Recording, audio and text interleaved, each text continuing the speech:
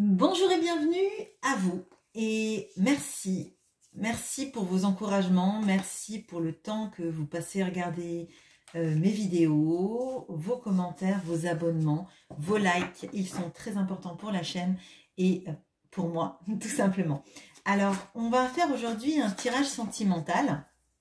Je vais utiliser le Light Seals Tarot et l'oracle d'Isawat pour regarder comment vous voit cette personne, quels sont ses sentiments et quelles sont les actions qu'il a envie de mener. Alors ça, c'est une photographie de ce qui se passe actuellement dans sa vie. Ça va nous donner des idées sur son état d'esprit, parce qu'à travers tout ça, on va voir comment il est. Enfin, je dis il, mais ça peut être elle, bien évidemment, je vous demande d'adapter.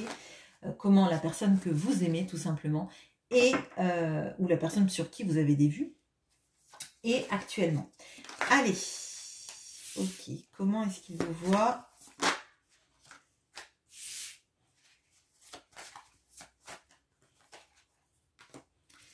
Quels sont ses sentiments?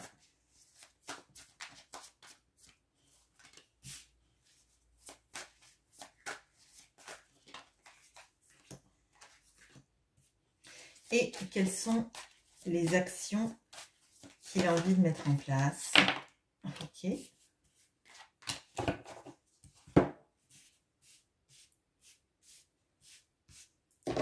Allez, avec l'oracle d'Isawat, comment est-ce que cette personne vous voit? Quels sont ses sentiments? Ok.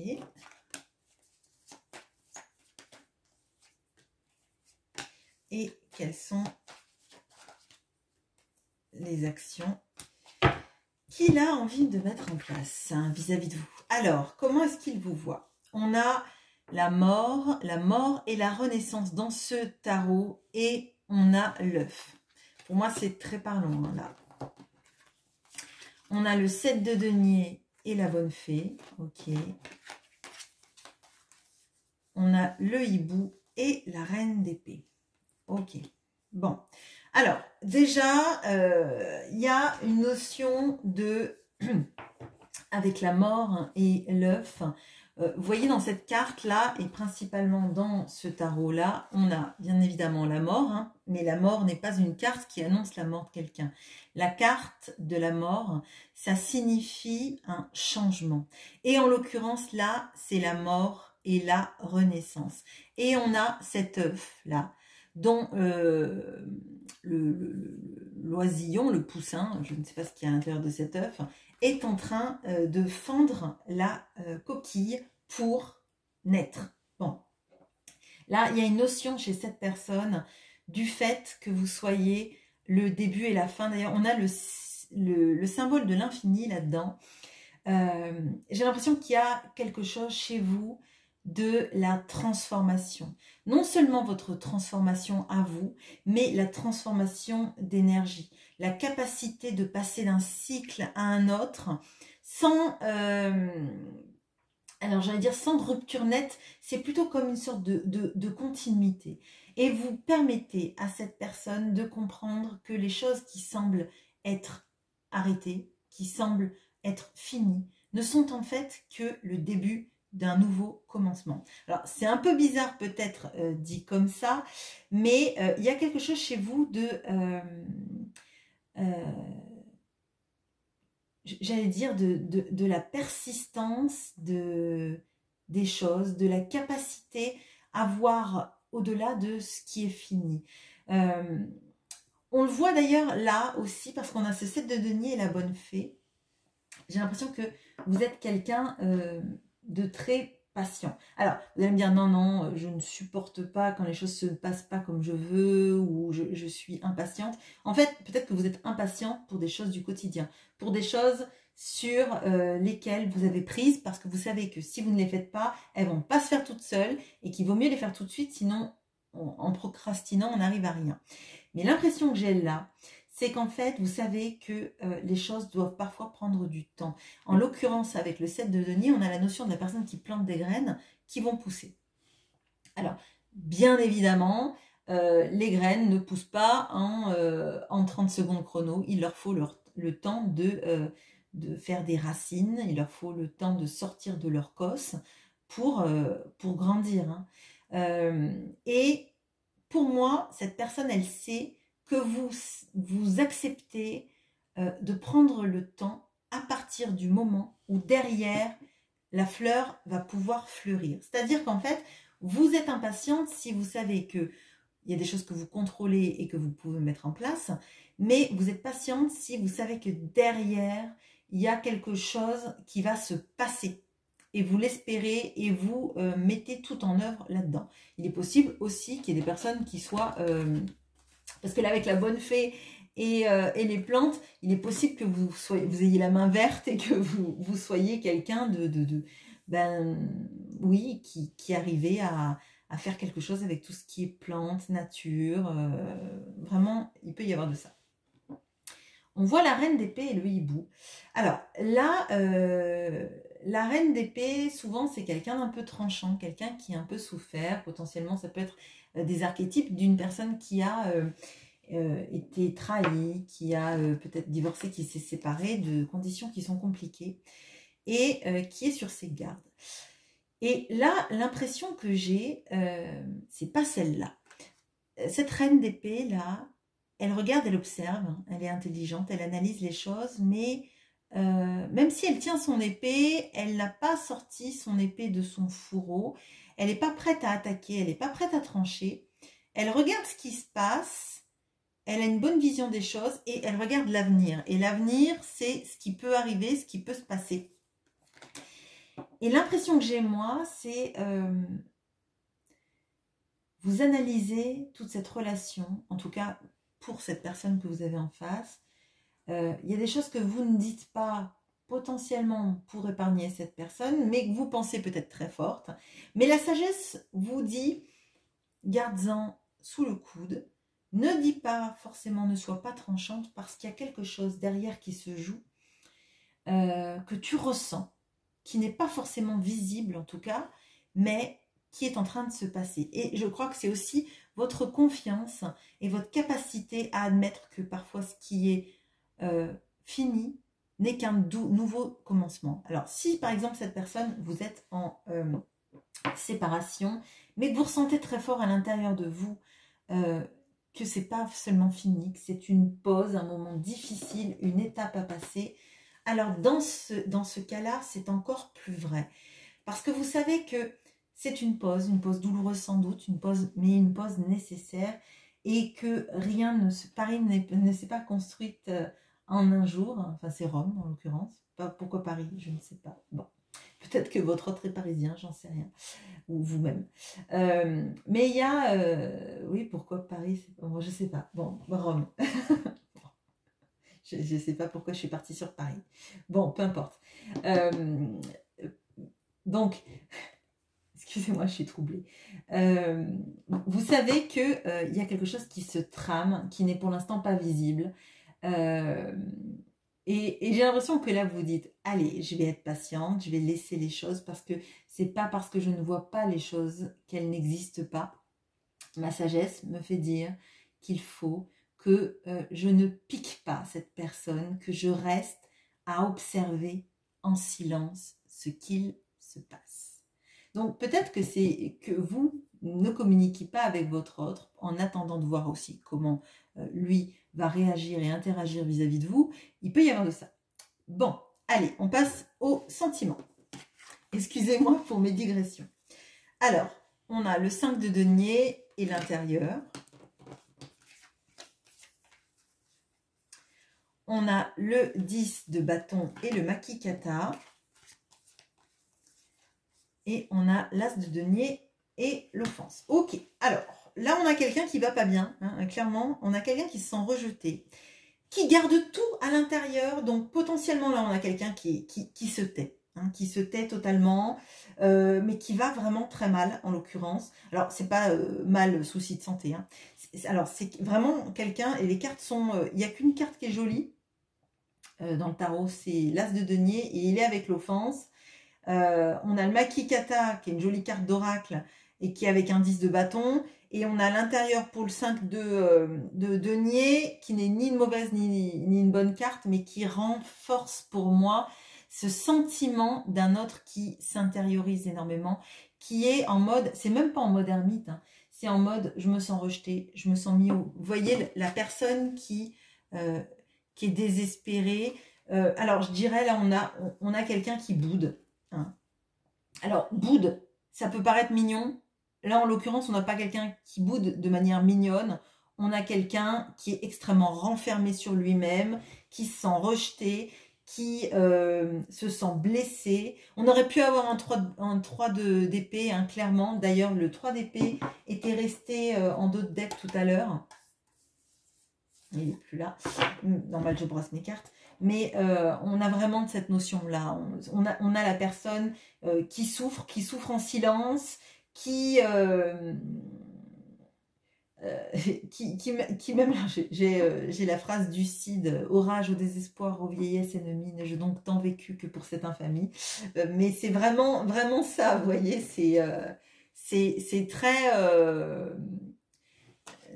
c'est pas un dilemme cornélien, mais ça ressemblerait même plus à du Racine qu'à du Corneille. Là, on a vraiment le gros drame. Alors, je ne me moque pas de votre autre, hein, mais on a quelqu'un là qui est en mode bouderie plus, on va dire. Quelqu'un qui est vraiment là, je ne dis rien, je ne parle pas, je reste dans mon rejet. De toute façon, je n'ai pas de clé dans ma vie, je n'arrive pas à sortir. La clé, elle fait pratiquement ma taille, donc j'arriverai jamais à la porter pour la mettre dans la serrure. Donc toute ma vie, je vais rester tout misérable, tout seul dans mon coin. Alors, ça ne veut pas dire que cette personne, elle n'est pas en couple, que personne ne l'aime, etc. Hein. C'est juste en mode repli total, en mode je garde tout à l'intérieur, mes sentiments, je les cadenasse, quoi, vraiment. Bon. On a quelqu'un qui est épuisé. Alors là, on peut avoir quelqu'un qui est très fatigué, qui a mal aux genoux, qui a mal aux jambes, qui a l'impression, comme si, ou mal au dos, parce que je ressens, vous voyez, l'impression de porter un sac de pierre sur le dos, vous voyez.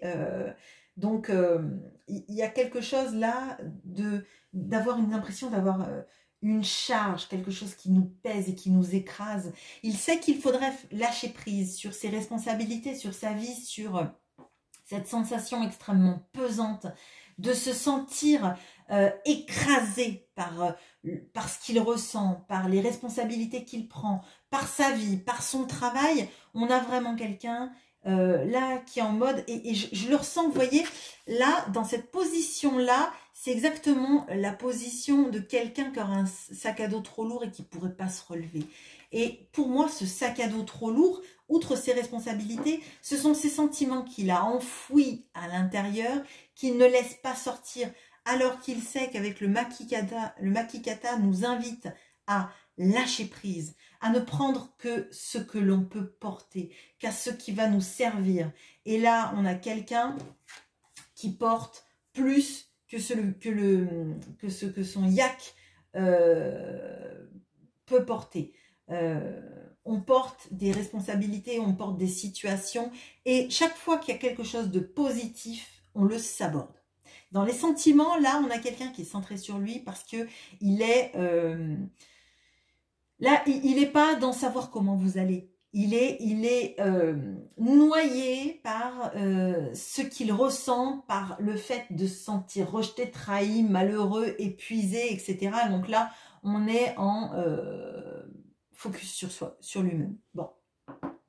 On a l'as de denier et l'offense. Et pour moi, l'as de denier, c'est vous, l'opportunité de sa vie, la chance de la vie qu'on nous met sur notre chemin, qui est capable... D'ailleurs, on a, vous voyez, dans cet as de denier, c'est l'opportunité, on s'ancre avec ses racines et on fait fleurir quelque chose. Comme ce que vous représentiez, la personne capable de faire grandir l'arbre parce qu'elle a la patience de voir évoluer les choses.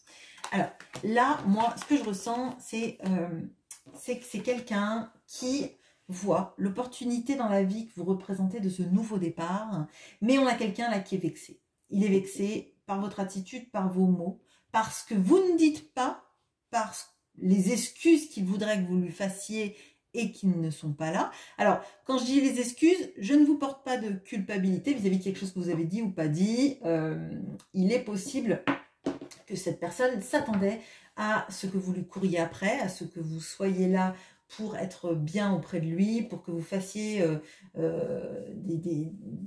j'allais dire des sauts périlleux arrière-avant pour l'épater, et que vous ne le faites pas parce qu'à un moment donné, je crois que ce que vous avez pu faire dans cette relation, vous l'avez fait sans que l'autre vous regarde. C'est comme si vous tourniez un spectacle, vous étiez sur scène, et puis l'autre est occupé à lire un magazine, j'allais dire un magazine de voiture. Bon, peut-être, j'en sais rien. Mais vous voyez, avec l'attention focus sur autre chose que vous, et que tout ce que vous avez fait pour lui plaire, pour le satisfaire, pour lui dire regarde-moi, en fait ça n'a pas marché. Donc à un moment donné vous vous êtes dit oh, je vais me concentrer sur ma vie, je sais qu'il y a quelque chose, mais je vais attendre les choses qui se passent et je vais arrêter d'être l'actrice principale d'un film qu'il ne regarde pas. Vous voyez, c'est vraiment ce que je ressens. Et lui, du coup, drapé dans sa dignité, il ne le comprend pas, en fait. Pourquoi maintenant vous faites plus de représentation qu'il pourrait ne pas regarder. Bon, fallait changer de programme. Hein. Bon, on va regarder maintenant les actions qu'il a envie d'entreprendre pour vis-à-vis de vous. Pardon, excusez-moi. Ok, on a le 10 de coupe et la peur. C'est très représentatif, hein, on n'est pas surpris. On a le magicien et la plume. Et on a le 8 de denier et la foudre. Bon, alors, j'avais vu que le 10 de coupe était retourné. Je m'étais dit, ouais, super, 10 de coupe, engagement, vie de famille, famille recomposée. On fait en sorte qu'ensemble, ça se passe bien, c'est chouette. Et qu'est-ce qui tombe dessus dans l'oracle d'Isawat? La peur. La peur de refonder une famille, la peur de s'engager, la peur de faire un couple vu à la face du monde. Bon, super. Donc, il a très peur. Il a très peur. Il y pense, par contre. Il y pense. Mais alors, dans cet état d'esprit, comment vous dire que de toute façon, on a quelqu'un qui est intériorisé à fond et qui a l'impression qu'il est... j'ai encore des mots en anglais qui viennent. Alors, attendez. Il est submergé par ses sentiments, par sa souffrance en fait. Hein. Donc on ne peut pas construire avec quelqu'un qui est dans ces idées-là. Forcément, ça donnerait rien de bon. Ce serait quelqu'un qui vous dirait viens, on s'engage, on se met ensemble, mais qui ne pourrait pas assumer derrière. Et je crois que ça vous ferait une montagne russe horrible d'avoir quelqu'un qui vous met en haut de la montagne russe et qui vous dit oh pardon, j'ai oublié d'attacher ta ceinture. Ok, la descente arrive, qu'est-ce qui se passe? Vous voyez, c'est terriblement ça. On a quelqu'un qui est tellement pris par ce qu'il ressent, ce rejet, cette peur, ce sentiment d'être dépassé, d'être submergé, d'être offensé, d'être vexé, de bouder. C'est pas quelqu'un qui, en l'état actuel des choses, en tout cas quand je tourne cette vidéo, qui peut vous proposer des choses constructives, solides et satisfaisantes pour la personne que vous êtes. Bon. On a le magicien et la plume. Et là, ce que ça m'implique, c'est que il sait que là, en l'occurrence, il est très lourd. Hein. Alors, très lourd, c'est pas parce qu'il fait des blagues toutes nulles, hein, c'est pas ça du tout. C'est qu'il est très pesant dans la relation et que peut-être même énergétiquement, vous vous sentez drainé, vous vous sentez fatigué. Vous avez l'impression d'avoir... comme si votre énergie vitale, je dirais, mais là je le fais avec mes gros sabots, on va dire, pour vous dire que vous vous sentez comme aspiré de toute énergie. Hein. Moi, j'ai vraiment cette impression-là, parce que comme en face, il ne va pas bien, si vous êtes vraiment connecté, si cet amour, vous ressentez un peu ce qui est caché derrière tout ça, vous avez cette impression-là que ça vous affecte. Hein. Et lui, il le sait, il aimerait être plus léger, il aimerait mettre de la légèreté dans sa vie, donc peut-être porter moins de responsabilités, peut-être arriver à faire léviter cette clé pour être dans la serrure, pour sortir de son isolement, sortir de cette sensation d'être rejeté par vous, par la situation, par la vie aussi, hein, parce qu'on peut avoir quelqu'un là, alors, qui se victimise. Quand je dis se victimise, c'est pas, il peut lui arriver des choses pas chouettes, et je voudrais pas me moquer de lui, parce que c'est pas ça mon propos, et puis parce que je suis, voilà. Mais on peut avoir l'impression de quelqu'un, vous voyez, qui se sent dans une spirale de la loose, je dirais, hein, vraiment, pour parler de manière familière, mais c'est vraiment ça. Et il aimerait mettre un peu plus de légèreté. D'ailleurs, on a le cercle de l'infini, enfin on a le cercle, on a le symbole de l'infini là, qui me fait penser à celui qui est ici, et quelque part, c'est, vous voyez, le magicien, il a toutes les cartes en main pour arriver à changer une situation. Il aimerait un peu s'inspirer de vous, qui arrivez à passer d'une fin à un renouveau, comme si vous saviez, vous aviez toute la magie dans vos mains pour arriver à transformer une situation finie en quelque chose qui recommence d'une bonne façon, la transformer. Et lui, il aimerait transformer sa vie qui lui plaît pas du tout, là, en quelque chose de bien plus beau. Bon, avec plus de légèreté, avec plus de magie dans sa vie, parce que là, sa vie, elle est, franchement, elle est terne, elle est pas belle. Si vous avez quelqu'un là qui vous met des images sur les réseaux sociaux auxquels vous avez accès, genre je vis ma meilleure vie, je suis très heureux, je m'éclate, etc. Soit c'est parce que vous ne vous êtes pas reconnu dans cette guidance, mais vous seriez peut-être pas resté jusque-là, soit c'est parce qu'on a quelqu'un là derrière qui veut vous toucher, vous dire, ben tu vois, cette séparation, elle ne me fait rien. Mais c'est du fake à 1000%. Bon. On a le 8 de denier et la foudre. Et alors, moi, ce que ça m'indique, là, c'est qu'on a quelqu'un qui a envie de se concentrer sur le travail. On voit qu'il est épuisé, donc je vois pas bien ce qu'il va pouvoir faire dans le travail. On a aussi peut-être quelqu'un qui commence à prendre conscience qu'à un moment donné, tout ce qui arrive, ça ressemble un peu à des foudres karmiques. Ça ressemble beaucoup à des éléments de vie impactants.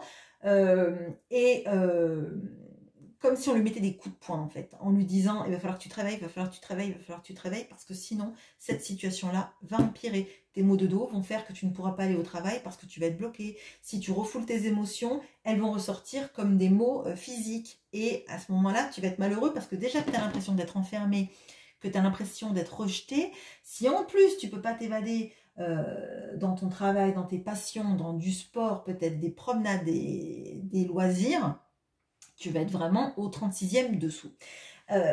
Pour moi, là, cette foudre, elle arrive parce qu'il est en train de prendre conscience, de se dire, si je ne travaille pas sur moi, s'il n'y a pas quelque chose que je change dans ma vie, je vais en pâtir et ça va mal se passer. Parce que là, c'est dans les actions qu'il a envie de faire vis-à-vis de vous. Et je crois que il y a une notion de...